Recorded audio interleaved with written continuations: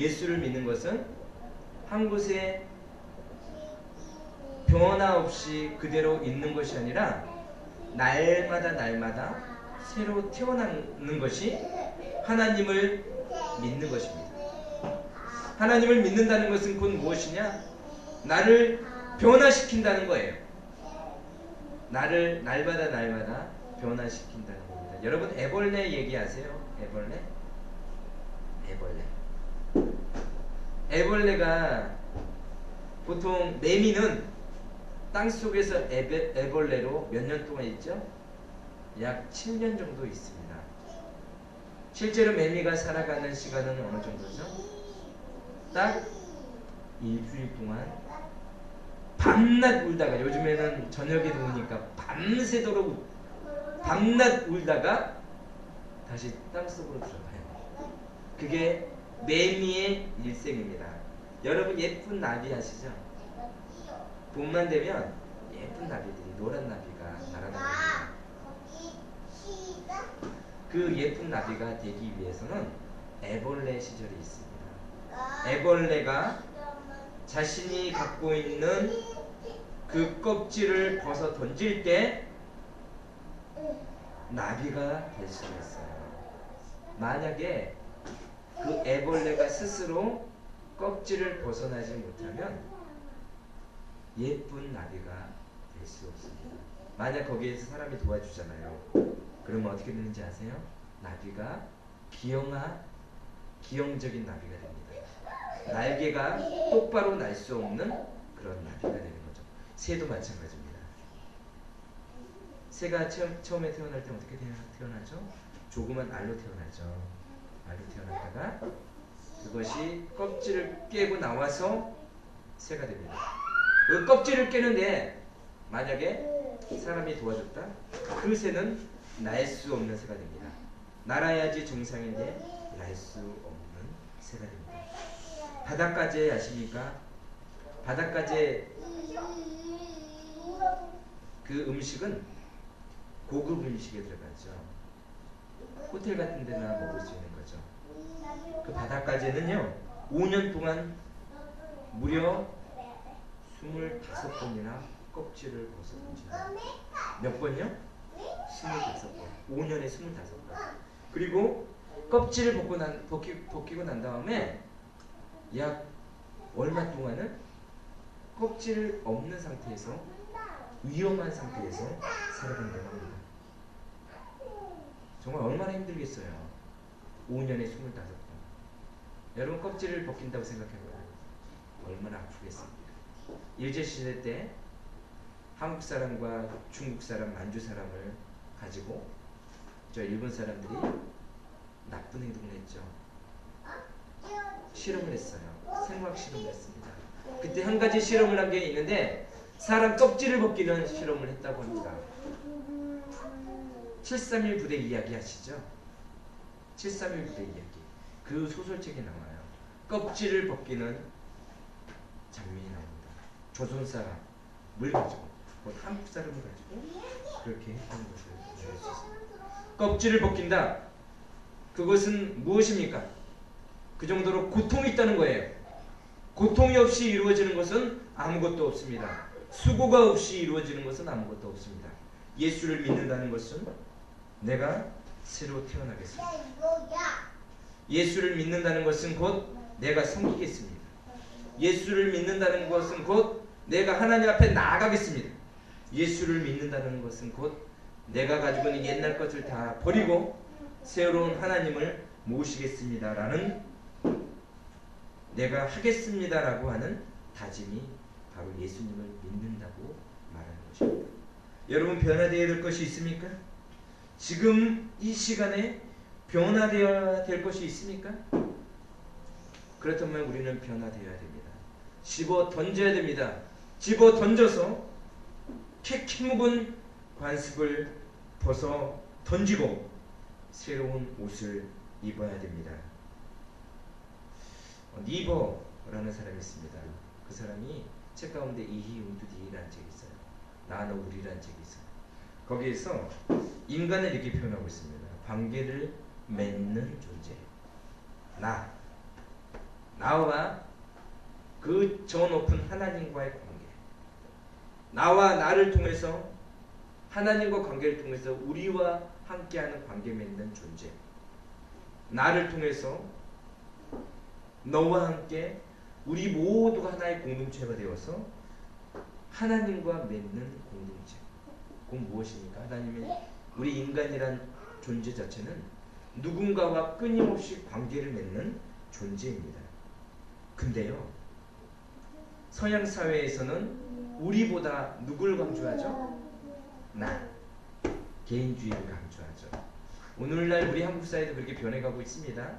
근데 우리 한국 사회의 특징은 뭐냐면 나보다는 우리를 강조합니다. 나를 우리 속에 매몰시켜버려요. 그래서 예수님께서 누굴 위해서 십자가에 돌아가셨습니까? 라고 하면 우리 죄라고 그래요. 우리 죄. 나의 죄가 아닌, 나의 죄가 아니라 우리 죄라 그래요.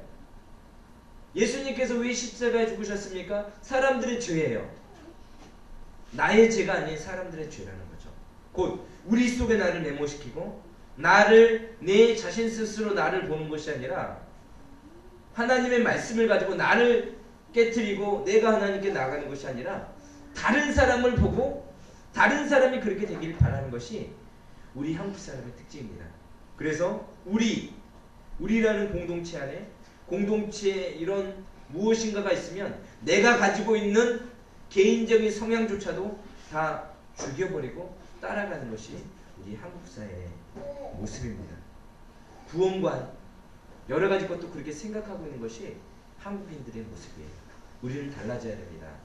먼저 내가 은혜 받아야 되고 내가 변화해야 되고 나의 변화를 통해서 우리의 가족이 변화되고 또 내가 변함을 통해서 이 사회가 변화된다는 사실을 우리는 기억해야 됩니다. 우리는 끊임없이 변화돼야 됩니다. 변화돼야 되죠? 그쵸? 동의하시죠? 우리는 변화돼야 됩니다. 그러면 우리가 어떻게 우리의 자신을 변화시킬 수 있을까?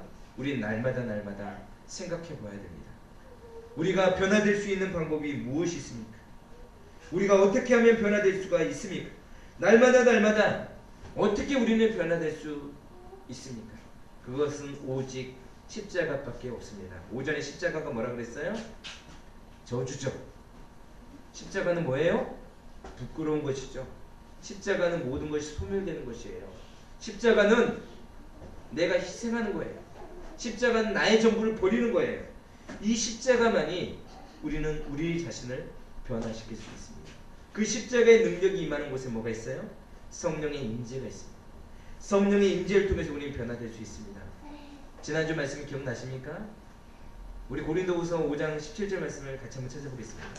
고린도후서 5장 17절 말씀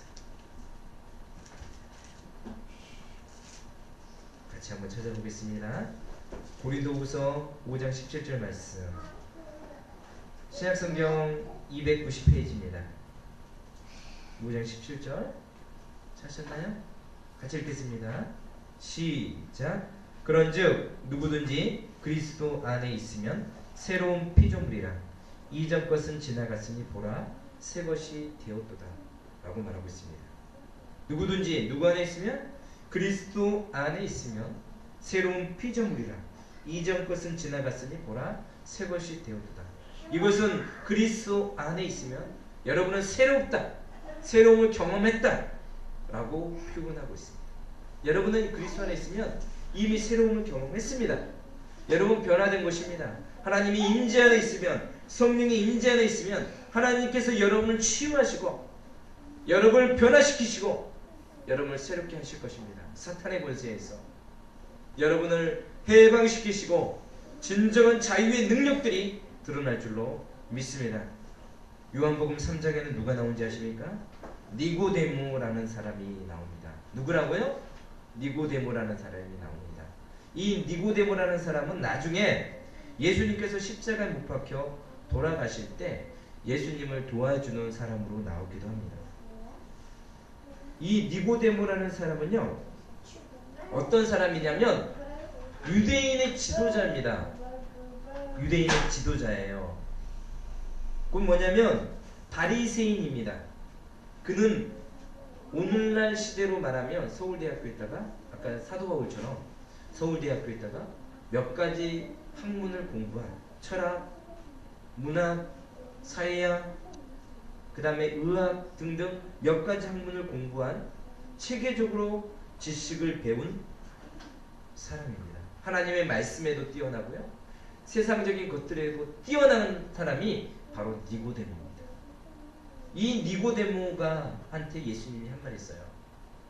거듭나지 않으면 하나님 나라를 볼 수 없다라고 말했습니다. 이것을 통해서 우리가 무엇을 할 수 있어요? 인간적인 것으로는 새롭게 태어날 수 없다는 것을 우리는 알 수 있습니다. 세상에 돈으로 해결하지 못하는 게 없죠. 그렇죠? 돈만 있으면 다 사잖아요. 노트북도 사고, 돈만 있으면 옷도 사고, 돈만 있으면 집도 사고, 돈만 있으면 여자도 쉽게 만날 수 있어요. 그렇잖아요. 돈만 있으면 만날 수 있잖아요. 돈만 있으면 남자들도 따라잖아요. 돈만 있으면 사람들도 따라다녀요. 친구들도 내가 돈이 있으면 사람들이 줄줄이 씁니다. 근데 돈이 사라지면 어떻게 될까요? 친구들 나한테 오지도 않아요. 내가 능력이 없다라고 생각하면 사람들 나를 배신하고 떠나가는 것이 인간 세상입니다. 권력으로 해결하지 못하는 것이 없죠. 권력이 있다. 내가 국회의원이다. 내가 대통령이다. 권력이 있어요. 권력이 있으면 해결하지 못하는 게 없어요. 옛날에 왕 못하는 것이 없습니다. 자신의 목숨을 버려서까지도 왕이 되고자 하는 사람들이 많았습니다. 어떤 사람은 나눕니다. 내가 가지고 있는 재산을 그냥 쪼개서 가난한 사람들에게 나눠줍니다. 그러나 그것으로도 해결하지 못해요. 어떤 부자가 가난한 사람들을 다 도울 수 있겠습니까? 이 세상에 가난한 사람들을 다 도울 수가 없습니다. 어떤 사람은 사랑으로 돕습니다. 사랑으로 돕습니다. 그러나 인간의 사랑은 한계가 있습니다. 지식, 그렇죠? 지식, 내가 알고 있는 지식, 이 머리로 알고 있는 지식도 한계가 있습니다. 한계가 있어서 한계에 빠지고 우리에게 새로움을 줄 수가 없습니다. 이 니고데모라는 인물을 통해서 우리는 알 수 있어요. 세상에 어떠한 것도, 세상에 그 무엇도 나를 새롭게 할 것은 아무것도 없습니다. 나를 변화시킬 것은 아무것도 없어요. 단지 무엇을 쓸 수 있어요? 못생겼지만 병원에 가서 고쳐서 예쁘게 보일 수는 있어요. 내가 돈으로 내가 없는 부분을 가면을 쓰고 있는 것처럼 할 수 있어요. 권력을 가지고 내가 없는 것을 있는 것처럼 할 수 있어요. 사랑하지도 않으면서, 사랑할 수도 없으면서 내가 마치 사랑하는 것처럼 사랑을 나누어줄 수도 있어요. 내가 가지고 있는 재산을 가지고 나누어 주고 싶지 않지만 나의 명성을 위해서 나누어 줄 수도 있어요. 그렇지만 그 마음속 깊은 것은 그 무엇으로도 변화시킬 수 없습니다. 이것이 세상입니다. 그래서 예수님께서는 이 니고데모가 저녁에 찾아왔어요. 이 니고데모는요, 지식도 있고 능력도 있고 모든 것을 갖고 있어요. 모든 것을 갖고 있는 사람이에요. 또 한 가지 가지고 지식인으로서 그런 비판할 수 있는 능력도 갖고 있었어요. 지식인으로서 그 사회의 잘못된 것을 온전히 바라볼 수 있는 눈도 가지고 있었어요. 그러나 그에게 하나 없었는 게 있어요. 그에겐 자신감이 없었어요. 그래서 저녁 시간에 찾아왔어요. 예수님이 어떤 분인지 분명히 알았지만 저녁 시간에 예수님께 찾아갔어요. 그때 예수님은 명확하게 이야기합니다. 네가